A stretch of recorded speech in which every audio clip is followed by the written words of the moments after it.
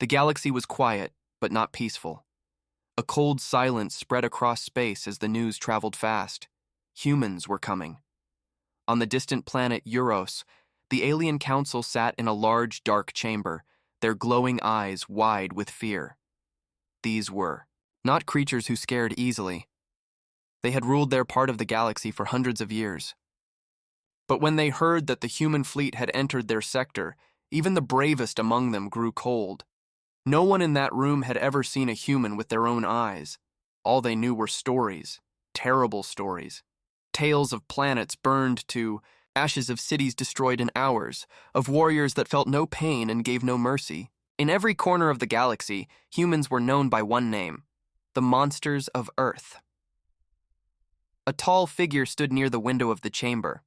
Commander Vark. He was the youngest in the council, but a war hero. His skin was silver blue, his voice deep and calm. Unlike the others, he didn't panic. He watched the stars and said quietly, "We started this war." The others turned to him in shock. "You dare blame us?" shouted an elder. "They are the beasts. They attacked our colonies."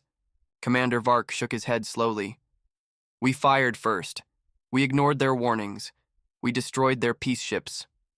Silence followed. No one argued, but no one agreed either. Deep down, they all remembered the truth. Above the planet, the human fleet arrived. Black ships with red lights moved slowly across the sky, not firing, not speaking, just waiting, watching. The people of Euros looked up with fear, hiding their children, locking their homes. The air was heavy, as if the planet itself was holding its breath. Inside the lead human ship, Captain Aiden Reyes stood still, watching the planet below.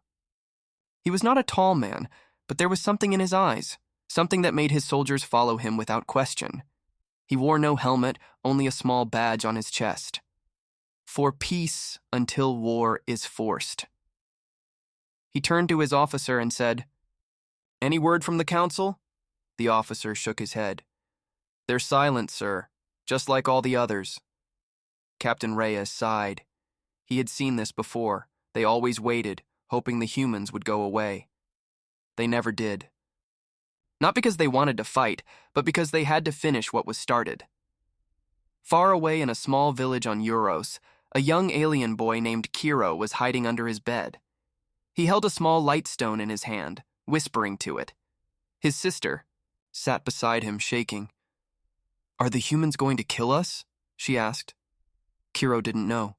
He had heard the same stories as everyone else, but he also remembered something strange. Once, long ago, a human had saved his father during a space accident. The human ship had stopped, rescued him, and left without asking for anything. His father told the story every night, but no one believed him. As the sky turned red from the glow of the human ships, Commander Vark stood alone in his war room. He opened an old file, something he had kept hidden for years. A recording. It showed a human soldier carrying an injured alien child during a past war. The human was bleeding, limping, but still smiling. He gave the child water, then protected her until help arrived. Vark watched the video in silence. He had seen humans kill, but he had also seen them cry. He remembered one moment he never told anyone. Years ago, he had been trapped during a battle. A human found him, pointed a weapon at him, then dropped it. The human walked away, didn't say a word, just left him alive. Why? Now, as the human fleet waited, Vark had to make a choice: attack them out of fear, or face the truth. Back on the ship, Captain Reyes looked at the screen. "Still no answer?" "No, sir," he nodded. "Then we wait, but if they fire, we protect our people." The officer looked at him. "Even if it means war?" "Captain Auer." Reyes stared at the planet and said softly, "We didn't come for war, but we're not running either." A cold wind blew across the mountains of Euros. The people hid, the council argued, and the soldiers loaded their weapons. But above them, all in the black sky, the humans waited in silence. Not one shot fired, not one word spoken, but everyone knew. The moment was coming, and this time it might not end like before, because somewhere deep in the heart of a human fleet, behind the armor and machines, there were people who didn't want to fight, but had already lost too much. And somewhere, on Euros, a young boy remembered a story about a human who saved a life. Fear filled the air, but so did something else. The stars were still when the first human set foot on Euros.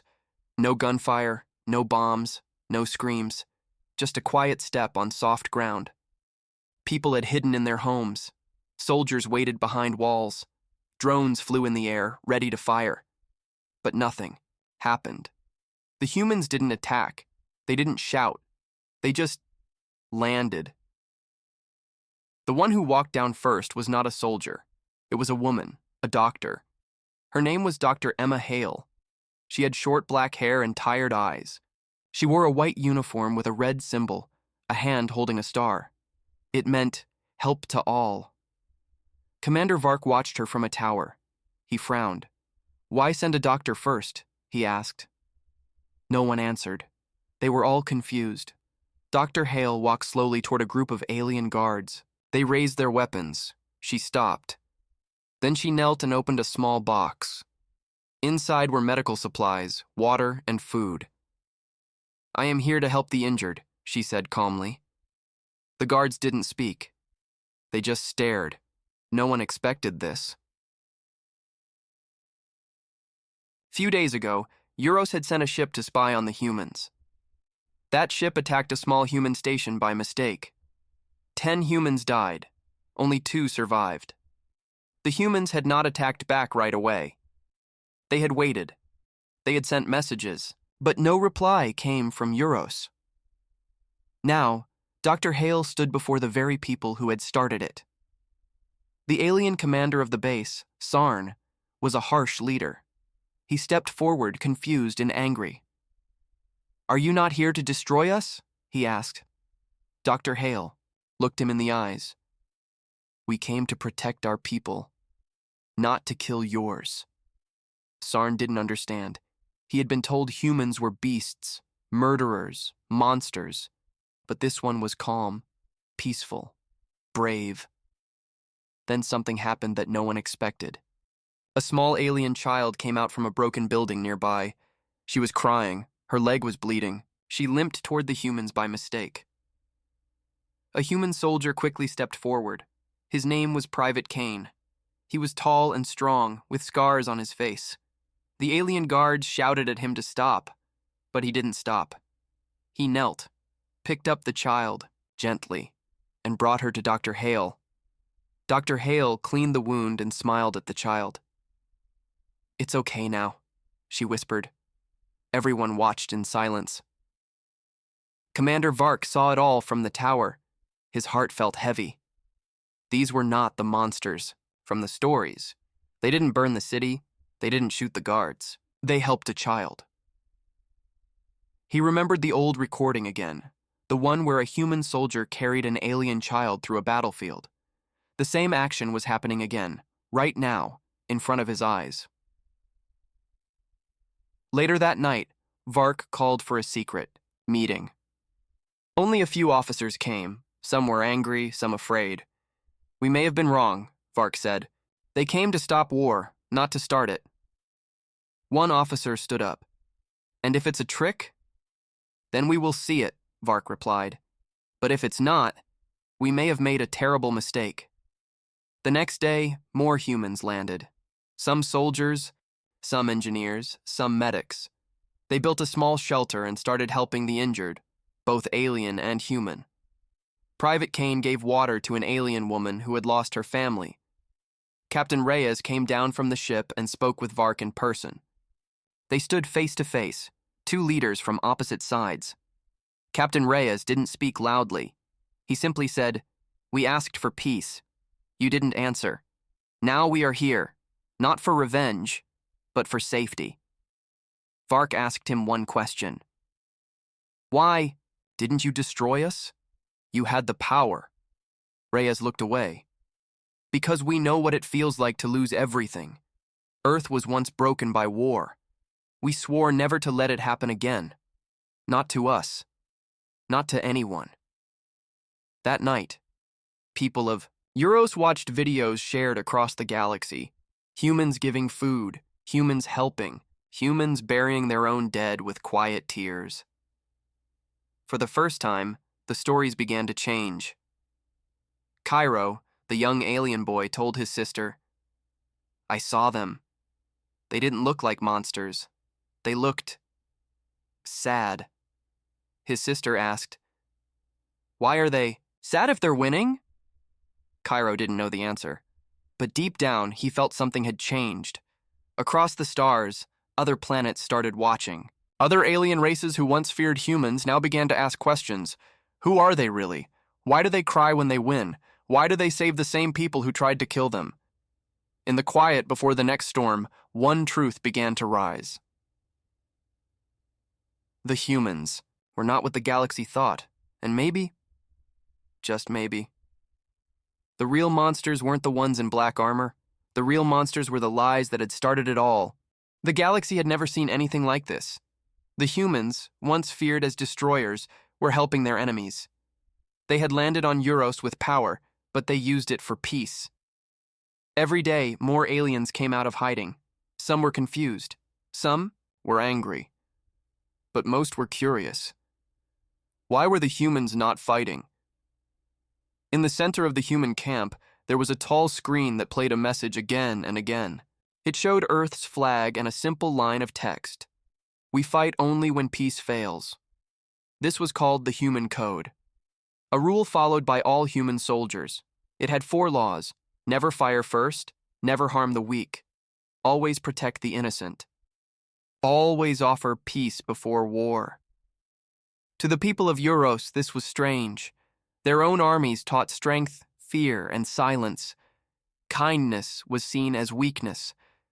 But here were humans, offering help, food, and healing, even to those who had once attacked them. Commander Vark stood with Captain Reyes near the edge of the city. They watched human engineers fix a broken bridge that aliens had used to escape. Reyes handed Vark a tablet. On it was a video from Earth. It showed images from the past. Earth cities destroyed by war. Children crying. Soldiers helping each other. Out of burning buildings. Then it showed something different. Humans building peace again. Planting trees. Holding hands with other races. Vark looked at the video in silence. Reyes said, "We learned these lessons the hard way. Earth nearly died in our own hands. Nuclear fire, civil wars, hunger. We lost billions. And when we rebuilt, we made the code." Vark asked, "But why help your enemies? Isn't that dangerous?"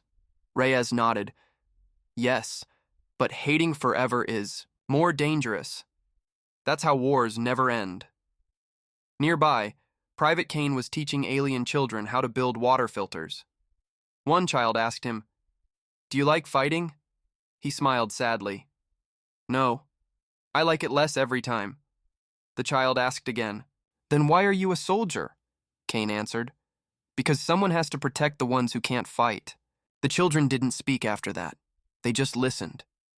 Deep in the city, an alien spy was watching everything. Her name was Ral. She worked for a secret Euros group that still believed humans were hiding something. She had followed their leaders, listened to their talks, and searched their camps, but the more she saw, the more confused she became. One night, she sneaked into the human archive tent. She found journals, letters, old videos, stories from human soldiers about missing their families, about pain, about hope. One letter read, "To my son, if I don't come home, know that I didn't fight because I hated. I fought because I loved. I loved you. I loved peace. I loved the dream that one day no child would have to wear armor again." Ral stood frozen. These were not words of monsters. They were words of people who had bled, cried, and still chose to hope. That same night, the human AI spoke to the council. A meeting was arranged between human leaders and Euros scientists. They called it a truth session. The AI, named Athena, appeared as a calm voice and a soft light. It said, "Humans are not perfect. We made mistakes. Many. But we created something stronger than fear. We created rules to guide us, and we punish our own if those rules are broken. We have courts, we have limits. We do not conquer, we defend. The council was silent. Vark asked, "What happens if someone breaks your code?" Athena replied, "They are no longer a soldier, no longer one of us." This answer shook the room. The aliens had never seen such self-control in war. Meanwhile, the people of Euros were changing. They began to speak with the humans, eat with them, laugh with them. One market even reopened near the edge of the human camp. A young alien girl gave a flower to a human nurse. The nurse cried. Kiro, the curious boy, asked his father, "Were the stories wrong?" His father looked at the sky. "No, not wrong, just unfinished. We never saw the whole human story." On the 7th day, the council made a decision. They would begin peace talks. Some didn't agree, some still feared, but most were tired of lies. Before the talks began, Commander Vark stood in front of his people and said, "We feared humans because we only saw their fire, but now we've seen their heart. They follow a code, one written in pain but spoken with hope. We must ask, do we have a code, or have we just followed fear?" The message spread fast across the stars. Other planets started watching closely. The question was the same everywhere. Who are these humans really? Not monsters, not angels, but something far more dangerous and far more powerful. They were creatures of war who now dreamed of peace. The stars above Euros seemed calmer now. The human ship still floated in orbit, but they didn't fire. On the ground, human medics worked side by side with alien healers. Children laughed in the streets again. People were starting to believe peace was possible. But peace, like glass, is fragile. Not everyone wanted it. Far away from Euros, deep in space, the rulers of the Varn Dominion watched with anger. They had started this war in secret. They were powerful, proud, and afraid. Afraid of what the humans might become. Afraid of losing control. They had sent a message long ago to the Euros government. Strike first. Blame the humans. We will support you. The leaders of Euros, pressured by fear, obeyed. They thought they were stopping a threat, but they were used like pieces on a board. The Varn had lied to them. They didn't want peace. They wanted the galaxy to burn so they could rise. On Euros, Commander Vark stood at the human base talking to Captain Reyes. "We are ready to begin peace talks," he said. "Our people are starting to believe in you." Reyes nodded, calm as always. "Belief is a good start, but trust takes time." Just then, an emergency signal came through. A human scout ship had been destroyed near the outer ring. Reyes checked the data. It wasn't Euros forces. It came from a Varn warship. They're trying to provoke us. Vark looked worried. "They don't want this peace to happen." Reyes replied, "They never did." News spread quickly. The Varn Dominion released a false video showing humans attacking a neutral station. It was fake, but some believed it. Old fear returned. Across nearby systems, small battles broke out again. The war was being restarted, not by truth, but by lies. Reyes held a meeting with his officers. "We must not strike first. Even now, if we attack, they win. They'll call us monsters again." "But sir," Kane said, "they're killing our people, our scouts, our diplomats." Reyes looked at him with tired eyes. "Yes, and we will defend ourselves, but never become what they say we are. That's the real fight." Meanwhile, a Varn spy inside Euros tried to sabotage the peace talks. He planted a bomb near the human camp. It exploded at night. 3 human engineers were killed. 2 alien children were wounded. The next morning, the humans held a quiet funeral. No speeches. Just flags, folded and passed to their friends. Commander Vark attended the funeral. He had never seen such pain, expressed with such silence. One human soldier cried alone, holding a photo. Not a weapon, just a memory. Vark turned to Reyes. "They're trying to turn us against each other." Reyes said, We already lost people. But if we lose our purpose, then we lose everything. A few days later, a secret file was leaked from a rebel group inside the Varn Dominion.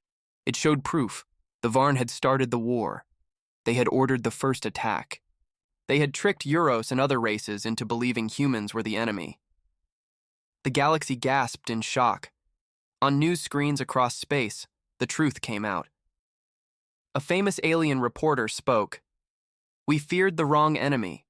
The humans came in defense, not as invaders, and now we see it clearly. This was the war no one wanted, except the ones who profited from fear." Back on Euros, Kiro asked his father, "Why did they lie to us?" His father answered, "Because fear is easy to sell, but truth, that's harder." Ral, the former spy, stood in front of the council. "I saw their camps. I read their letters. The humans bleed like us, hurt like us, love like us. The Varn wanted us to believe they were monsters, but they're just people, trying not to become monsters." The council voted. All forces would be removed from the battlefield. Peace talks would begin at once, and Euros would now speak with the humans, not against them. Captain Reyes received the news. He didn't smile. He just sat down, took off his gloves, and looked at the stars. Private Kane sat beside him. "We did it, sir?" Reyes shook his head gently. "No. We started something. The real work comes now." A message was sent to all human ships. "Hold your fire. We're building peace." At the same time, a message was sent to the Varn Dominion. "Your lies failed. The galaxy knows the truth now."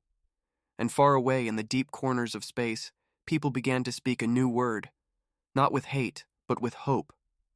Human. It no longer meant fear, it meant something else, a fire that chose not to burn, a sword that learned how to heal, a people who lost everything and still chose to save others. The war wasn't over. But for the first time, the future wasn't built on fear. It was built on truth. Peace had begun, but peace is never free. The humans had pulled back their warships. The soldiers stopped patrolling the cities. Guns were lowered, flags were raised, not of victory, but of understanding. But every peaceful step came with a price. Captain. Reyes stood at a quiet graveyard, just outside the human base. There were small white stones in rows. Each one had a name. Each name was a life. Some were young soldiers, some were medics, some were engineers. All of them had come in peace and paid with their lives. Private Kane stood beside him. "Sir, how do we keep going after this?" Reyes looked at the sky. "Because if we stop, their deaths mean nothing." Back in the city, Euros was healing, slowly. Human and alien workers rebuilt broken homes. Doctors worked together. Children played in streets that were once covered in ash, but not everyone was ready to forgive. A group of Euros survivors held signs in protest. One shouted, "Humans brought war!" Another yelled, "Don't trust them!" An old alien woman stood near them, holding a small photo. Her son had died in a battle with humans. She asked, "Can mercy bring back the dead?" Dr. Emma Hale, the human medic, was nearby. She walked over quietly. She took off her gloves and gave the woman a small folded cloth. It was the scarf her son had worn when he was found. "He was scared," Emma said softly, "but he was brave. He asked me to tell you. He was sorry." The woman broke down in tears. For a moment, there was no hate. Only loss. Only truth. In the Euros Council Hall, Commander Vark stood before the leaders. "The humans showed us mercy, not because we deserved it, but because they refused to become like us." One council member stood. "But what if the Varn attack? Again?" "What if this peace is a trap?" Vark replied. "Then we will face it together, with those who showed us mercy when we gave them none." At the same time, messages from other alien worlds poured in. Some praised the humans, others doubted them. But the truth was spreading. The humans had won not through force, but through choice. They could have burned Euros to the ground. But they didn't, and that scared people more than any weapon. In a broadcast seen across the stars, Athena, the human AI, spoke to the galaxy. "We are not perfect. We are not peaceful by nature, but we are trying. Mercy is not weakness. It is strength in its hardest form, and it always comes with a cost." Meanwhile, the Varn Dominion was breaking apart. Many of their own people began to rise in protest. They had been lied to for years. Now they knew. Their leaders had created the war, the fear, the loss. Some Varn soldiers refused to fight. Some left their posts. One Varn captain, captured by humans, said during his trial, "I was told they were monsters, but when I surrendered, they gave me water. I had never seen that kind of power." Back on Euros, Private Kane was in the hospital. A piece of metal had hit him during the last bombing. He was healing slowly. A young alien girl, the same one he had saved weeks ago, sat beside his bed. She held his hand. "When I grow up," she said, "I want to be like you." Kane smiled weakly. "No, you should be better than me." She didn't understand, but she nodded. Elsewhere, Ral, the former spy, was writing a new book. Its title was simple: The Day We Were Wrong. It told the story of what really happened, the truth of how one human soldier carried an alien child through fire, how one doctor healed enemies, how a people, feared for their strength, chose kindness instead of revenge. In one part, she wrote, "Mercy is not the end of war. It is the beginning of something harder. Trust, healing, forgiveness. The humans showed us that, and we can never forget it." Captain Reyes stood once more before his troops. Some were wounded, some were tired, but all stood tall. He said, "We were trained for battle, but we were not trained for this, building peace, protecting those who once tried to kill us, and yet we did it. Not for medals, not for glory, but because we knew the real war wasn't with weapons. It was with hate." The troops didn't cheer. They simply stood in silence, because they understood. The war had taken lives, but mercy had saved their souls. And in the heart of every soldier, medic, and citizen, human and alien alike, a question remained. What kind of people show mercy? To those who don't deserve it? The answer echoed across the stars. The kind who remember pain and still choose to heal, and that was the true cost of mercy. Even in peace, danger waits in the shadows. Months had passed since the fighting stopped. Euros was healing. New schools had opened. Human teachers worked with alien children. The markets were full again. Music returned to the streets. People smiled more now, but far from the light, something moved in the dark. Deep underground, in the ruins of an old city, a signal blinked. Faint, cold. It had been silent for years. Now it called out, and someone answered. Back at the human base, Athena, the AI, picked up the signal. She spoke quietly to Captain Reyes. A weapon was left behind. Old tech. From before the code, before Earth changed. Reyes frowned. How bad? Enough to burn a planet. Private Kane, still recovering, listened from a chair nearby. We have to stop it, right? Reyes nodded. We have no choice. The humans prepared a small team. No large armies, no warships, just a few soldiers, scientists, and Vark from Euros. It had to be quiet. Quick. The signal came from a place called Delta Hollow, a dead city once hit by early warfire. Nobody lived there anymore, or so they thought. When the team arrived, the air was heavy. Cold. The buildings were black, stone broken and twisted. Plants had grown through cracks, but no birds sang, no wind moved, just silence. Ral, the former spy, came with them. She carried a small scanner and a notebook. This place, she said, feels like it remembers pain. They entered the ruins, following the signal. Every step echoed. Every breath felt loud. And then, they saw it. A tall, black structure stood in the center of the city.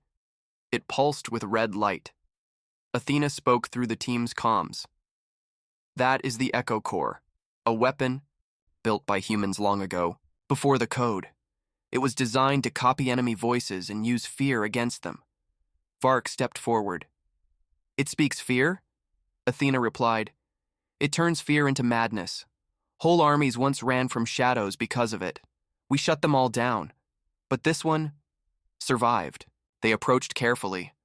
Suddenly a sound filled the air. Not a voice, but many voices. Human, alien, child, soldier, crying, screaming, whispering. Kane dropped to one knee. It's inside my head, Ral covered her ears. Make it stop. Athena warned them. It's reading your memories, your worst ones. Reyes pushed forward. Keep going. We end this now. Each team member saw something different. Kane saw fire and lost friends. Ral saw the face of a child she once betrayed. Vark heard his soldiers screaming from an old battle. The weapon didn't fire bullets. It fired guilt. But they pushed on. Emma Hale, the medic, reached the core first. She placed a small charge, a special device made by humans to destroy their own mistakes. I never wanted to be near weapons again, she whispered. But sometimes, the past finds us. The voices screamed louder. Then, silence. The core cracked, and the light died. The team fell to the ground, gasping. The weapon was gone, destroyed. The ghosts were quiet now. Later, as the sun rose over the ruins, Reyes looked around. We made this, he said. Long ago, we built fear like this, before we learned how to build peace. Vark nodded. We all have shadows, but facing them is what makes us stronger. They returned to the city as quiet heroes. No medals. No songs, just relief. That night, Ral added a new page to her book. She wrote, Even peace has enemies, not from others, but from our own past. The humans faced their past today, and they chose to destroy it, not hide it. Athena sent a message to Earth. Echo Core neutralized, team safe, shadows cleared. But before the message ended, she added something more. Fear will always return. But now, so will courage. The people of Euros lit candles that night, not in mourning, but in memory, of what could have been, and what was stopped. In a small room, Kiro sat with his father. Will there be more bad things? His father hugged him. Yes, but there will also be people who stop them. Kiro smiled. Like the humans? His father nodded. Like the humans. Like us. Like anyone who chooses hope.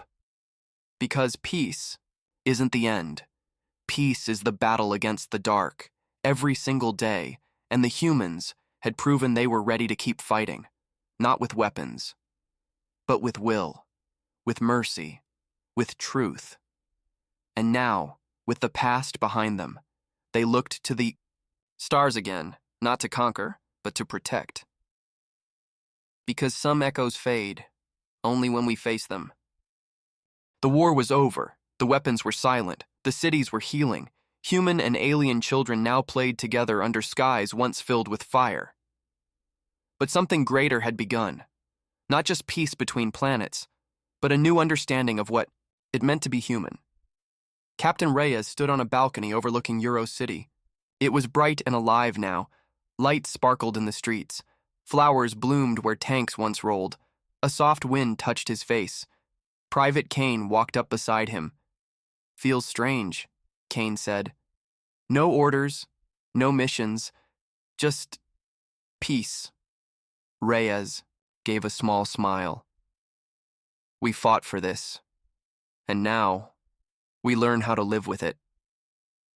In the Great Hall of Euros, leaders from across the galaxy gathered, not to sign war papers, but to write something new, a treaty of peace. It had no threats, no punishments, only promises to protect, to learn, to listen. Dr. Emma Hale stood in the corner, holding a small alien baby in her arms. The child had no family left, just her. She had saved him during the last bombing. A reporter asked her, "Why adopt him?"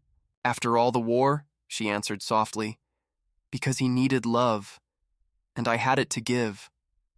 Across the stars, news spread. The galaxy saw how humans had changed.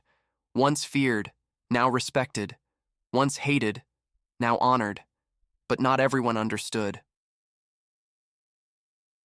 In a quiet interview room, a Varn commander who once led attacks against Earth spoke through a translator. "I don't understand," he said. "Why didn't you take revenge?" Rhea, sitting across from him, simply replied, "Because we were strong enough not to." The Varn commander looked down, ashamed. "That kind of strength we never had. Back on Earth, statues were built. Not of soldiers with guns, but of humans helping aliens. A child handing food to a stranger. A medic lifting a wounded enemy. A teacher showing stars to alien students." Ral finished her book and gave it a new title. What It Means to Be Human. In it, she wrote, "Humanity was feared for its fire, but fire can warm, not just burn. They came with power, but chose peace. They were strong, but chose mercy, and they showed us all that being human means more than just blood and bone. It means having a heart strong enough to forgive." On Euros, a new school opened. It was named after Athena, the AI who guided peace behind the scenes. She spoke at the opening ceremony. "I was made by humans. I saw their worst and their best. And I learned. To be human is not to be perfect. It is to choose kindness, even when it's hard." In one corner of the school, Kiro, the young alien boy, stood with his human friend, Leon. They were drawing pictures of Earth and Euros together. "My dad says humans are full of fire," Leon said. Kiro smiled. "Maybe, but it's a fire that protects." In space, the last warship returned home. Its metal body was worn, its engines were tired, but its name was clear. Hopebringer. Captain Reyes stood before his crew one last time. "You were soldiers," he said, "but you became more. You became builders, healers, friends. You made peace with your hands, your hearts, and your choices." He paused. "And now our mission is done." No one clapped. They just stood in silence, because they understood. The real war had not been fought with guns, but with choices, with mercy, with truth. And humanity had won, not because it was stronger, but because it had chosen not to become what others feared. Cain later visited the grave of a fallen friend. He placed a single flower there. "I wish you could see it," he whispered. "They don't fear us anymore. They understand us. And we understand ourselves better too." That night, across planets, stars, and systems, the sky was filled with lanterns. People lit them for the ones they lost, for the ones they forgave, for the ones they would never forget. And in those soft lights floating upward, the galaxy saw the truth. Being human is not about being perfect. It's about choosing hope again and again. It's about standing up when it's hard and reaching out, even to those who once tried to hurt you. So when the next child on a distant world asked, "What are humans like?" the answer was simple. They are strong, but kind.